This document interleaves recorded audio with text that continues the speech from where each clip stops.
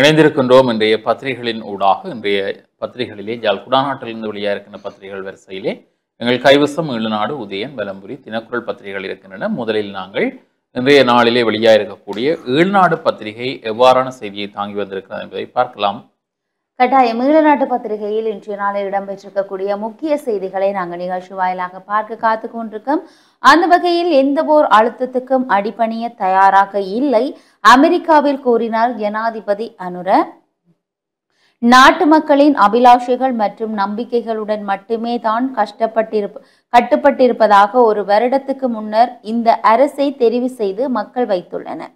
அபிலாஷைகளை நிறைவேற்றுவதில் எந்த ஒரு அழுத்தத்துக்கும் அடிபணிய தயாராக இல்லை என ஜனாதிபதி அனுரகுமார திசாநாயக்க வலியுறுத்தியுள்ளார் என்கின்றவாறு புகைப்படம் தாங்கிய ஒரு செய்தியாக காணப்படக்கூடியதாக இருக்கிறது. தியாக தீபம் திலீபனுக்கு நேற்று நல்லூரில் உணர்வு பூர்வ அஞ்சலி. பிறந்து 4 மாதங்கள் நிரம்பிய பெண் குழந்தை யாழில் உயிரிழப்பு. யாழில் பிறந்து 4 மாதங்களேயான பெண் குழந்தை ஒன்று நேற்று உயிரிழந்துள்ளது. உடுவில் கிழக்கு சுன்னாகம் பகுதியைச் சேர்ந்த சஜித் தீபன் கிஷாரா என்ற குழந்தையை இவ்வாறு உயிரிழந்துள்ளது. குறித்த குழந்தை கடந்த 24ஆம் திகதி 4 மாதங்களில் ஏற்படும் தடுப்பூசி ஏற்றப்பட்டது. ஊசி ஏற்றப்பட்ட பின்னர் குழந்தையின் உடல்நிலையில் மாற்றம் ஏற்பட்டது. இந்நிலையில் நேற்று அதிகாலை 1:30 மணியளவில் குழந்தையை யாழ் போதனா வைத்தியசாலைக்கு கொண்டு சென்றனர். அங்கு குழந்தை உயிரிழந்ததாக செய்தி தொடர்ந்து செல்லக்கூடியதாக இருக்கிறது.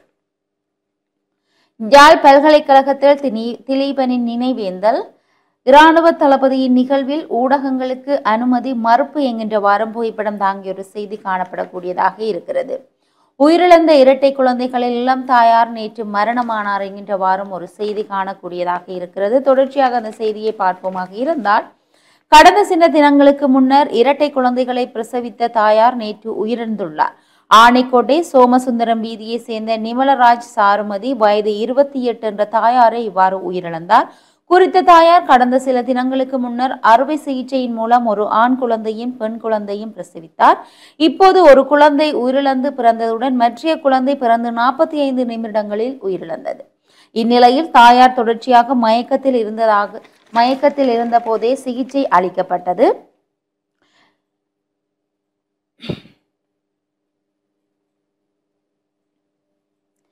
இருப்பினும் சிகிச்சை பலனின்றி நேற்று உயிரிழந்தார். அவரது சடலம் மீதான மரண விசாரணைகள் திடீர் மரண விசாரணை அதிகாரி ஜெயபாலசிங்கம் மேற்கொண்டார்.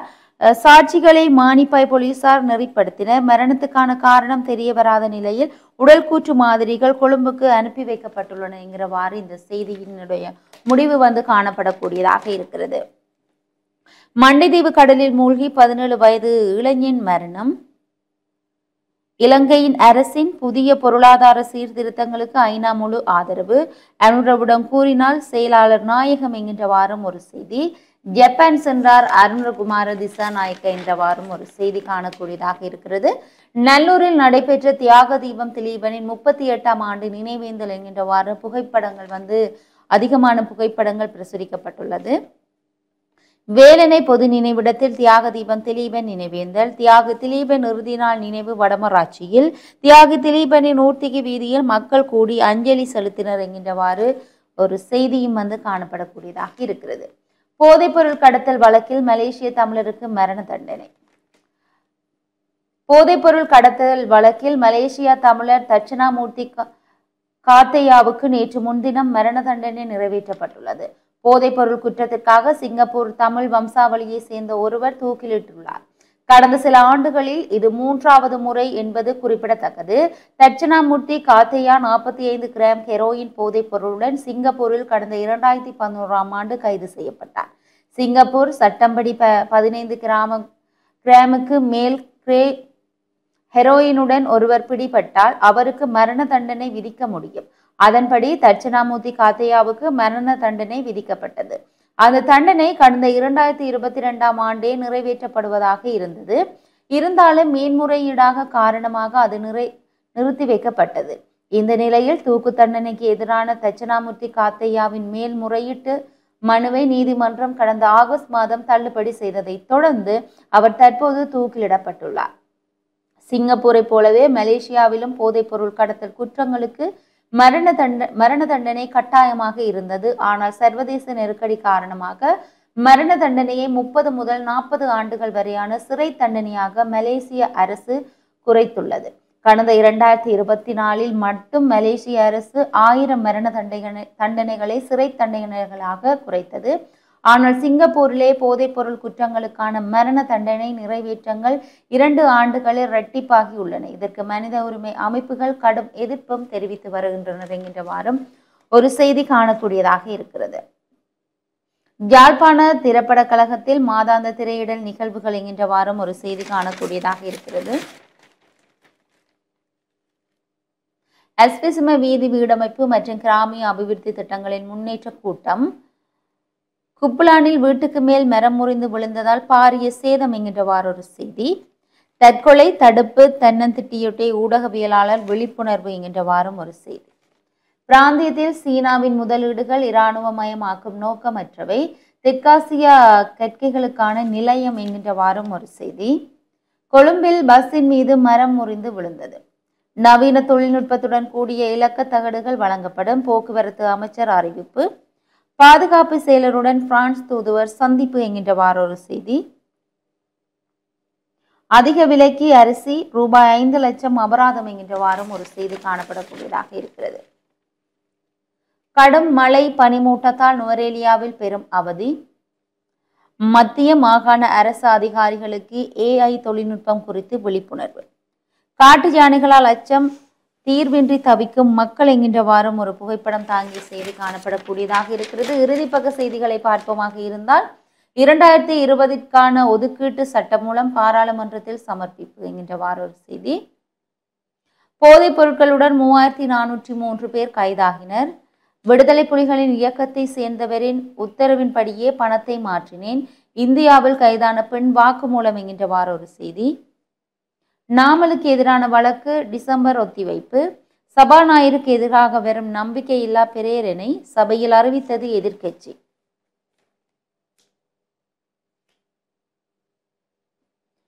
மாணவர்களை ஏற்றிச் செல்லும் பேருந்துகள் வேன்கள் சோதனையிடப்படும் என்கின்றவாறும் ஒரு செய்தி. பீடி இலைகளை ரசாயனங்கள் மன்னாரில் கைப்பற்றப்பட்டன என்கின்றவாறும் இறுதிப்பக்க செய்திகள் காணப்படக்கூடியதாக இருக்கிறது. இவைதான் இன்றைய நாளில் ஈழ நாட்டு பத்திரிகையில் இடம்பெற்றிருக்கக்கூடிய முக்கியமான செய்திகளாக இருக்கிறது. தொடர்ந்தும் நாங்கள் வலம்புரி பத்திரிகையின் செய்திகளை பார்க்கலாம். வலம்புரியுடைய இன்றைய பிரதான செய்தி, தமிழர் தாயத்திலும் புலத்திலும் உணர்வுபூர்வமாக இடம்பெற்ற திலீபனின் நினைவேந்தல்கள். தமிழர் தாயமான வடக்கு கிழக்கு மாகாணங்களிலும் புலம்பெயர் தேசங்களிலும் தியாக தீபம் திலீபனின் 38வது ஆண்டு நினைவேந்தலின் இறுதி நாள் நிகழ்வு நேற்று உணர்வுபூர்வமாக இடம்பெற்றது என்று காணப்படுகின்றது. இன்றைய பிரதான செய்தி இவ்வாறு அமைந்திருக்கிறது. ஈஸ்டர் தாக்குதல் தொடர்பில் முன்னாள் இராணுவ அதிகாரிகள் கைது செய்யப்படுவார்கள், அமெரிக்காவில் ஜனாதிபதி அனுர என்கிற செய்தி. உயிர்த்த தாக்குதல்கள் தொடர்பாக எதிர்காலத்தில் 1 அல்லது 2 முன்னாள் இராணுவ அதிகாரிகள் கைது செய்யப்படுவார்கள் என்று ஜனாதிபதி அன்ருகுமார் திசாநாயக்க தெரிவித்திருப்பதாக ஒரு செய்தி. யாழ் போதனாவில் இரட்டை சிசுக்களை பிரசவித்த தாயும் மரணம் என்றவாறு ஒரு செய்தி. திலீபனின் நினைவேந்தலில் சர்ச்சைக்குரிய துண்டு பிரசுரம் என்கிற தலைப்பில் ஒரு செய்தியும் காணப்படுகிறது. யாழ்ப்பாண நல்லூர் பகுதியில் தியாக தீபம் திலீபனுடைய நினைவேந்தலில் சர்ச்சைக்குரிய துண்டு பிரசுரம் விநியோகிக்கப்பட்டதால் குழப்பமான சூழ்நிலை ஒன்று உருவாகி இருந்தது. குறித்த துண்டு பிரசுரத்தில் அரசியல் கட்சிக்கான வேண்டுகோள் என்ற தலைப்பிடப்பட்ட நிலையில் விநியோகிக்கப்பட்டுள்ளது. அதில் மக்களுக்கான சேவைகளை செய்வதற்காகவே மக்களாலேயே அரசியல் பிரமுகர்கள் தெரிவு செய்யப்படுகின்றனர். இவர்கள் மக்களுக்கான சேவையை மட்டுமே முன்னெடுக்க வேண்டும். இச்சேவையின் ஊடாக மக்கள் இவர்களை விரும்ப வேண்டும். சிலர் மக்களின் எல்லா விடயங்களுக்குள் மூக்கை நுழைத்து அதனை அரசியலாக்க பார்க்கின்றனர். தற்போது இதில் நுழைந்துள்ள அரசியல் கட்சி இதிலிருந்துடன் வெளியேற வேண்டும் என வேண்டுகிறோம் என்றும் குறிப்பிடப்பட்டுள்ளது. குறித்த சர்ச்சைக்குரிய துண்டு பிரசுரத்தை விநியோகித்தவரை அங்கிருந்தவர்கள் அப்புறப்படுத்தினர் என்றும் இங்கே கூறப்பட்டிருப்பதாக அந்த செய்தி. தடுப்பூசி ஏற்றப்பட்ட 4 மாத குழந்தை மரணம், உடற்கூற்று மாதிரிகள் கொழும்புக்கு அனுப்பி வைப்பு என்கிற செய்தி. அதை ஏற்கனவே பார்த்த செய்தி. ஜாலில் நீரில் மூழ்கி இளைஞன் உயிரிழப்பு. ஜாலில் நீரில் மூழ்கி இளைஞன் ஒருவர் உயிரிழந்துள்ளார். இதில் ஆனைக்கோட்டை சாவல்கட்ட பகுதியைச் சேர்ந்த சிவரத்தினம் சந்தோஷ் வயது 17 என்பவரை இவ்வாறு உயிரிழந்துள்ளார். குறித்த இளைஞன் நேற்று அதிகாலை 3:30 மணிக்கு கடற்றொழிலுக்காக சித்தப்பாவுடன் காக்கதீவு கடற்பகுதியூடாக மண்டதீவு கடலுக்கு சென்றுள்ளார். களங்கண்டி முறையிலான மீன்பிடியில் ஈடுபட்டு கொண்ட போது குறித்த இளைஞனை காணாதால் அவரது சித்தப்பா கடலில் தேடுதலில் ஈடுபட்ட வேளை குறித்த இளைஞன் களங்கண்டி தடியை பிடித்துக் கொண்டு மயக்க நிலையில் இருந்ததை அவதானித்தார். பின்னர் குறித்த இளைஞனை படகில் ஏற்றிக்கொண்டு குருநகர் இறங்குதுறைக்கு வந்து அங்கிருந்து யாழ்ப்பாணம் போதனா வைத்தியசாலையில் அனுமதித்த நிலையில் சிறிது நேரத்தில் குறித்த இளைஞன் உயிரிழந்துள்ளார் என்றும் இங்கே காணப்படுகிறது. மரண விசாரணைகளை திடீர் மரண விசாரணை அதிகாரி அவன் ஜெயபாலசிங்கம் மேற்கொண்டார். நீரில் மூழ்கியதால் மரணம் சம்பவித்துள்ளதாக உடற்கூற்று பரிசோதனைகளில் அறிக்கையிடப்பட்டுள்ளது என்று அந்த செய்தி இங்கே காணக்கூடியதாக இருக்கிறது.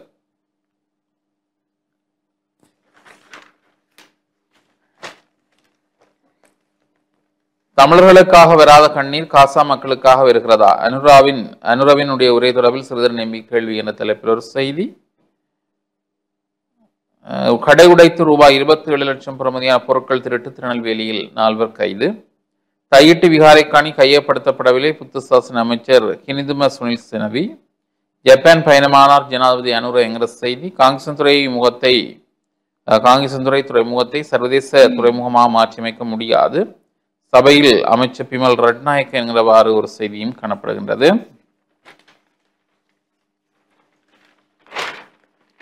தமிழர் தாயமெங்கும் தியாதீபம் திலீபனின் நிவேந்தல் அனுஷ்டிப்பு என்று சொல்லி ஒவ்வொரு இடம் சார்ந்த படங்களுடன் இங்கே ஒரு செய்தி பிரசுரிக்கப்பட்டிருக்கிறது. கொடிகாமத்தில் கருங்குளவி கொட்டு கிழக்காகி பெண்ணொருவர் மரணமடைந்துள்ளார்.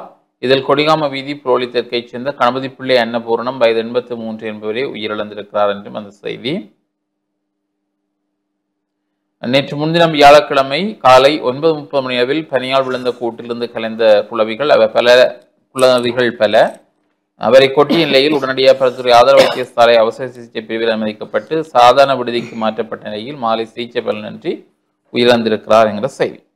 போக்குவரத்து விதிமுறைகளை மீறினால் சட்ட நடவடிக்கை, போலீசார் எச்சரிக்கை. வாகன இலக்கத்தகடி பிரச்சினைக்கு நவம்பர் 15க்குள் தீர்வு. பதிவாளர் சேவைக்கான திறந்த போட்டி பரீட்சை என்ற தலைப்பிடல்களிலும் சில செய்திகள் காணப்படுகின்றன. மன்னாரில் பதற்றம், மக்களின் எதிர்ப்பை மீறி காற்றாலைக்கான பொருட்கள் எடுத்து செல்லப்பட்டன. கலகமடக்கும் போலீசார் குவிப்பு. மன்னாரில் மக்களின் எதிர்ப்பை மீறி நேற்றிரவு 100கணக்கான கலகமடக்கும் போலீசாரின் பாதுகாப்புடன் காற்றாலை மின்கோபுரங்கள் அமைப்பதற்கான பொருட்கள் பாரிய வாகனங்களில் மன்னார் நகரை நோக்கி கொண்டு வரப்பட்டன. இந்த நிலையில் ஒன்று கூடிய பல 100கணக்கான மக்கள் மற்றும் அருட்தந்தையர்கள் இணைந்து மன்னார் நுழைவு பகுதியில் போராட்டம் ஒன்றை நடாத்தினர் என்கிற செய்தி இங்கே காணக்கூடியதாக இருக்கிறது. இதனால் மன்னார் நகர் பகுதியிலே நேற்று நள்ளிரவு வரை பதற்ற நிலை ஏற்பட்டிருந்தது. இந்த செய்தி அச்சுக்கு போகும் வரையான தகவல் என்று அந்த செய்தி காணக்கூடியதாக இருக்கிறது.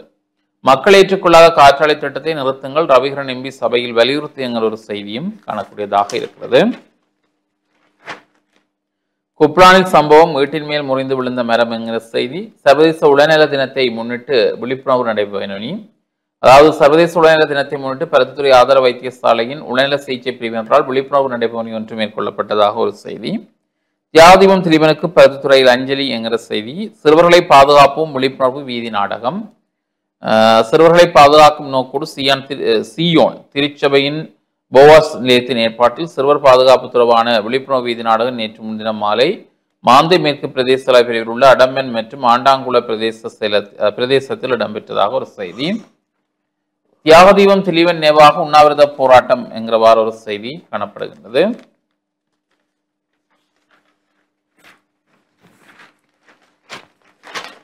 உலக செய்திகள் பக்கத்தில் பார்த்தால் ஏமனில் குண்டுமழை பொழிந்த இஸ்ரேல் 8 பேர் உயிரிழப்பு. இந்தியாவில் பரவும் புதிய வகை வைரஸ், மருத்துவர்கள் எச்சரிக்கை. பதவி விலக தயார், உக்ரைன் ஜனாதிபதி அதிரடி என்கிற செய்தி. பதவி விலக தயாராக இருப்பதாக உக்ரைன் ஜனாதிபதி ஜெலன்ஸ்கி தெரிவித்துள்ளார் என சர்வதேச ஊடகங்கள் செய்தி வெளியிட்டிருக்கின்றன. ரகஷா புயல் தாக்கத்தின் போது கடற்கரைக்கு சென்று செல்ஃபி, 2 பெண்கள் கைது. ஐரோப்பிய வான்வெளியை தவித்த இஸ்ரேல் பிரதமர். ஐநா சபை கூட்டத்தில் பங்கேற்க சென்ற இஸ்ரேல் பிரதமர் பெஞ்சமின் நெதன்யாகுவின் விமானம் ஐரோப்பிய வான்வெளியை தவித்து மாற்று வழியில் பயணம் மேற்கொண்டது என்றும் இங்கே கூறப்பட்டிருப்பதாக அந்த செய்தி. ரகசா புயலால் சீனா தாய்வானில் கடும் சேதம் என்கிற செய்தியும். பரீட்சை கண்காணிப்பாளர்களுக்கு விண்ணப்பங்கள் கோரப்பட்டிருப்பதாக ஒரு செய்தி. விண்ணப்பங்கள் 2025 அக்டோபர் 7ஆம் தேதி வரை ஆன்லைனில் ஏற்றுக்கொள்ளப்படும். வவுனியாவில் இடம்பெற்ற வடமான தொழில்துறை வர்த்தக சந்தை என்கிற செய்தி. இலங்கை அரசின் செயற்திட்டங்களுக்கு ஐநா பொதுச் செயலாளர் பாராட்டு. தியாகதீபத்துக்கு சிலை, திலீபனின் பேரில் வீதி, வலிகிழக்கு பிரதேச சபையில் தீர்மானம். வலிகாமு கிழக்கு பிரதேச சபையில் தியாகதீபம் திலீபனின் நினைவு தினம் உணர்வுபூர்வமாக அனுஷ்டிக்கப்பட்டதுடன் திலீபனின் தியாகத்துக்கு மதிப்பளிக்கும் முகமாக தவிசார் தியாகராஜா நரோசால் கொண்டுவரப்பட்ட தீர்மானங்களுக்கு ஏகமனதாக நிறைவேற்றப்பட்டிருப்பதாக ஒரு செய்தி காணப்படுகிறது. கனடா அனுப்புவதாக தெரிவித்து மோசடி, 2 பெண்கள் உட்பட 3 கைது. வயிற்று குத்துக்கு சிகிச்சை, 29 வயதான தாய் மரணம், பெண்ணாய்களுக்கு இலவச கருத்தடை சத்திர சிகிச்சை, 2026ஆம் ஆண்டுக்கான நிதி ஒதுக்கீடு சட்டம் மூலம் பாராளுமன்றில் சமர்ப்பிப்பு. இவைதான் இன்றைய வலம்புரியில முக்கிய செய்திகளாக இடம்பெற்றிருக்கிறது. தொடர்ச்சியாக நாங்கள் பார்க்கலாம் உதயனுடைய செய்திகளை. தொடர்ச்சியாக நாங்கள் உதயன் பத்திரிகையில் இடம்பெற்றிருக்கக்கூடிய முக்கிய செய்திகளை பார்க்க போகின்றோம். திலீபனின் நினைவில் மூழ்கியது தாயகம், ஆயிரக்கணக்கான மக்கள் திரள்வு. இந்திய அரசிடம் 5 அம்ச கோரிக்கைகளை முன்வைத்தது. 12 நாட்கள் உணவு தவிர்ப்பு போராட்டத்தில் ஈடுபட்டு உயிர் துறந்த தியாக தீபம் திலீபனின் 38வது நினைவேந்தல் நிகழ்வு தமிழர் தாயகத்தில் நேற்று பரவலாக முன்னெடுக்கப்பட்டது என்கின்றவாறு புகைப்படம் தாங்கிய ஒரு செய்தி காணக்கூடியதாக இருக்கிறது. தியாக தீபம் திலீபனின் நினைவேந்தலுக்கு செல்ல சபையால் அனுமதி மறுப்பு. வெளிநடப்பு செய்த உறுப்பினர்கள் வலி தெற்கு பிரதேச சபையில் சம்பவம் என்கின்றவாறும் ஒரு செய்தி. காங்கேசம் துறைமுக அபிவிருத்தி இறுதி முடிவுகள் எட்டப்படவில்லை. அடிப்படை அபிவிருத்திகளே மேற்கொள்ளப்படும். அமைச்சர் பிமல் நாடாளுமன்றத்தில் தெரிவிப்பு. திடீர் சுகவீனம், சிசு உயிரிழப்பு என்கின்றவாறு ஒரு செய்தி. வவுனியா வடக்கில் தமிழர்களின் காணிகளை ஆக்கிரமிக்க மீண்டும் சதி. ரவிகரன் எம்பி குற்றச்சாட்டு. கடல் தொழிலுக்கு சென்ற சிறுவன் திடீர் சுகவீனமுற்று உயிரிழப்பு என்கின்றவாறு ஒரு செய்தி. இது ஏற்கனவே நாங்கள் பார்க்கப்பட்ட ஒரு செய்தியாக இருக்கிறது. திருநெல்வேலியில் வர்த்தக நிலையம் உடைப்பு, 4 சந்தேக நபர்கள் கைது என்கின்றவாறும் ஒரு செய்தி. சத்திர சிகிச்சைக்குட்பட்ட இளம் தாய் உயிரிழப்பு என்கின்றவாறும் ஒரு செய்தி. பிரசவத்தின் போது சுகவீனம், உயிரிழந்த இரணியரின் தாயாரும் நேற்று சாவு என்கின்றவாறும் ஒரு செய்தி. அதுவும் நாங்கள் ஏற்கனவே ஈழநாட்டு பத்திரிகையில் பார்க்கப்பட்ட ஒரு செய்தியாக இருக்கிறது. பாலஸ்தீனத்துக்கு உருகும் அனுர, தமிழர்களை கண்டு கொள்ளார், சாடுகிறார் ஸ்ரீதுங்க ஜெயசூரிய என்கின்றவாறு ஒரு செய்தி. சிறுவ துஷ்பிரயோகம், அடம்பனில் வீதி நாடகம் என்கின்றவாறு ஒரு செய்தி. முகமூடி அணிந்தோரால் வாழ்வெட்டு தாக்குதல், புத்தூரில் சம்பவம் என்கின்றவாறு ஒரு செய்தி. மூலாய் சைவப்பிரகாச வீதியில் கழிவகற்றல் தொகுதி திறந்து வைப்பு என்கின்றவாறு ஒரு செய்தி. ஐநா பொதுச் செயலருடன் ஜனாதிபதி அனுர சந்திப்பு என்கின்றவாறும் ஒரு செய்தி. முத்துநகர் காணி அபகரிப்புக்கு 10 நாள்களுக்கு தீர்வு கிட்டும், பிரதமர் அலுவலகம் உறுதி என்கின்றவாறும் ஒரு செய்தி நீண்டு செல்லக்கூடியதாக இருக்கிறது. மீசாலையில் டெங்கு கட்டுப்பாடு, 18 இடங்களுக்கு சிவப்பு அறிவிப்பு. யாழ் வணிகர் கழக புதிய நிர்வாகம் தெரிவு செய்யப்பட்டுள்ளது. மரம் முறிந்து விழுந்ததில் குப்புலானில் வீடு சேதம். இதுவும் ஏற்கனவே பார்க்கப்பட்ட ஒரு செய்தியாக இருக்கிறது. தொடர்ச்சியாக நாங்கள் செய்திகளை பார்ப்போமாக இருந்தால் எவ்வாறான செய்திகள் இன்றைய நாளில் உதயன் பத்திரிகையின் உட்பக செய்திகளாக இருக்கிறது. தியாக தீபம் திலீபனுக்கு அராலியில் அஞ்சலி என்கின்றவாறு ஒரு செய்தி. தேசிய மட்ட புத்தக போட்டிக்கு வவுனியா மாணவி முதலிடம். சபாநாயகருக்கு எதிராக நம்பிக்கை இல்லா பிரேரணை, ஜப்பான் புறப்பட்டார் ஜனாதிபதி. கதலிக்கு கிராக்கி என்கின்ற வாரம் ஒரு செய்தி. நாமல் வழக்கு டிசம்பருக்கு.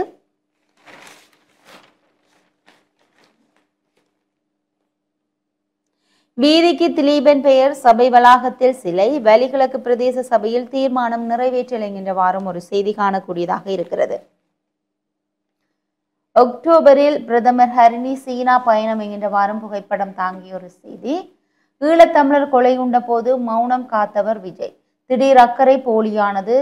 திருமாலவன் கடும் கலட்டம் என்கின்ற வாரம் ஒரு செய்தி காணக்கூடியதாக இருக்கிறது.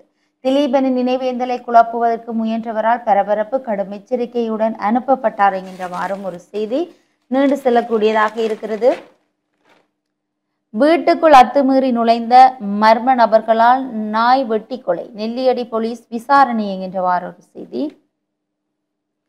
மேடை கூரைகளின்றி சாவகச்சேரி ரயில் நிலையம், பயணிகள் பாதிப்பு. திலீபனின் நினைவேந்தல் சூப்பர் மடத்தில் அஞ்சலி என்கின்றவாறு ஒரு செய்தி. வனவிலங்கு கணக்கெடுப்பு 39 லட்சம் ரூபாய் மட்டுமே செலவு. கிளிநொச்சியில் நிதியறிவு கண்காட்சி என்கின்றவாறு ஒரு செய்தி.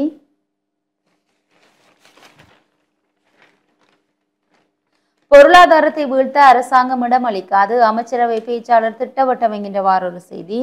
ரணில் சஜித் நாமலுக்கு சந்திக்கும் ஆற்றல் இல்லை, அரசியலில் ஒதுக்கப்பட வேண்டும் என்கிறார் பொன்சேகா. தேர்தலில் கட்சிகள் போட்டியிடாதவாறு வியூகம் வகுத்து செயற்படுகிறது அரசு, சம்பிக்க ரணவக்க குற்றச்சாட்டு. திடக்கழிவு மேலாண்மைக்காக ஐரோப்பிய ஒன்றிய மானியம் என்கின்ற வாரம் ஒரு செய்தி காணக்கூடியதாக இருக்கிறது. இறுதிப்பக்க செய்திகளை பார்க்கலாம். கடந்த அரசாங்கங்களில் ஆசியோடு நாட்டுக்கு வந்த போதைப் பொருள் அமைச்சர் சுனில் ஹெந்தனிந்தி தெரிவிப்பு என்கின்ற வாரம் ஒரு செய்தி காணப்படக்கூடியதாக இருக்கிறது. தெருநாய்களுக்கு இலவச கருத்தடை. இவைதான் இன்றைய நாளில் உதயன் பத்திரிகையின் இறுதிப்பக்க செய்தியாக இருக்கிறது.